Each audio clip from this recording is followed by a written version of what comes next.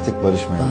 Yanlış anlama, sevmemekle alakası yok. Zamanı geldiğinde seni benden daha çok kimsenin sevemeyeceğini anlayacaksın. Artık gitgellerimden, dengesizliklerimden, belirsizliğimden çok yoruldum. Ben senden inatla vazgeçmek istemesem de sen kendinden vazgeçirmeyi başardın.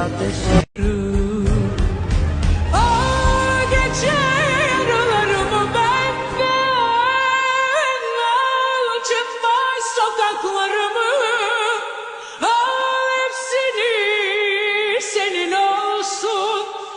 Bir de sen tadanları. Gel görüşelim. Cayıyorsam